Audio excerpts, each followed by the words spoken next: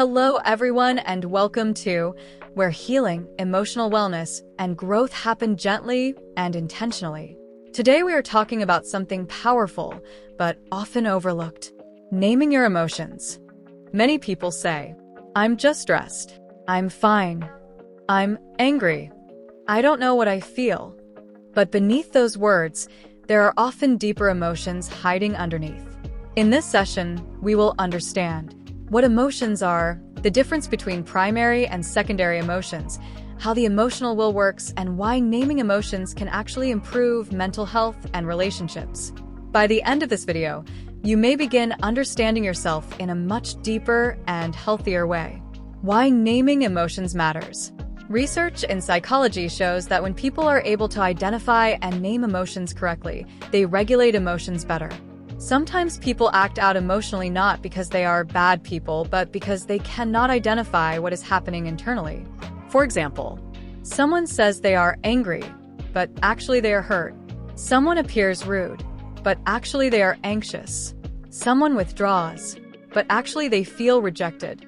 When emotions are unnamed, they become confusing, overwhelming, and sometimes explosive. But when emotions are named, the brain begins calming down, self-awareness increases, and communication improves. In simple terms, name it to tame it. That means when you identify what you truly feel, what are primary emotions? Primary emotions are the first emotions we naturally feel in response to a situation. They are immediate, honest, and instinctive emotional reactions. Common primary emotions include sadness, fear, joy, anger, surprise, disgust, shame, and love. These emotions are natural and human. For example, if someone insults you publicly, your first emotion may be hurt, embarrassment, or sadness. That is the primary emotion. Primary emotions are usually vulnerable emotions. They often reveal what matters to us, what hurts us, and what we deeply need. However, many people were raised in environments where vulnerable emotions were not welcomed.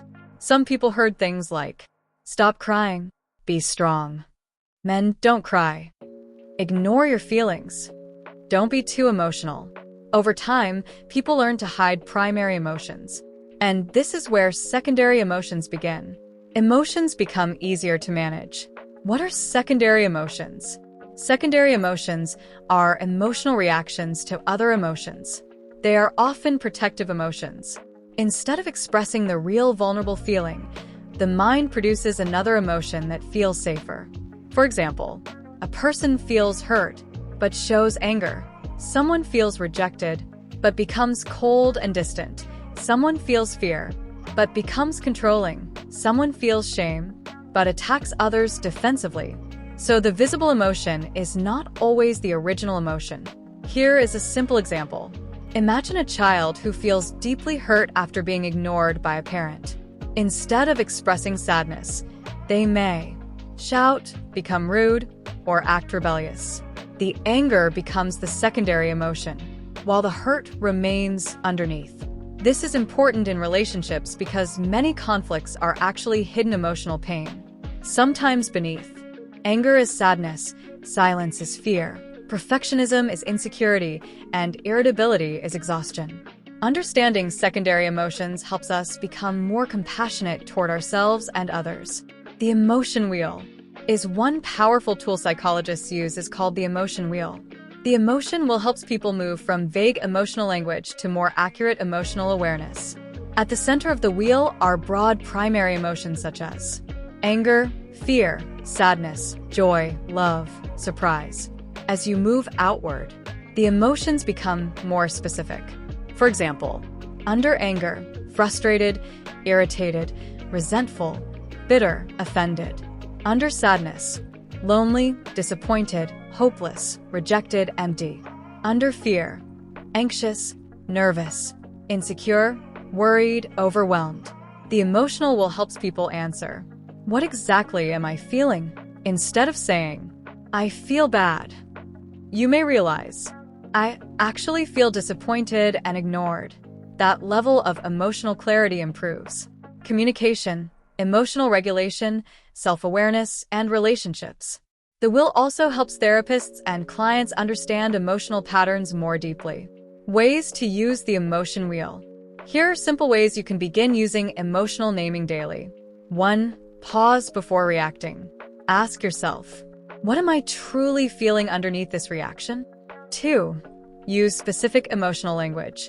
Instead of, I'm okay, Try, I feel overwhelmed, I feel disappointed, I feel unseen. 3. Journal your emotions. write, What happened, what you felt first, and what emotion you showed outwardly. Point 4. Teach children emotional vocabulary. Children who can name emotions often regulate emotions better. Emotions are not weakness. They are information. When emotions are ignored, they often come out through stress, conflict, shutdown, anxiety, or emotional exhaustion. But when emotions are understood, healing begins. Remember, primary emotions reveal vulnerability. Secondary emotions often protect vulnerability. And the emotional wheel helps us understand ourselves with more clarity and compassion. Thank you for joining us today on. If this video helped you, like, share, subscribe, and comment. What emotion do you struggle naming most? Until next time, take care of your mind, your emotions, and your well-being, gently and intentionally.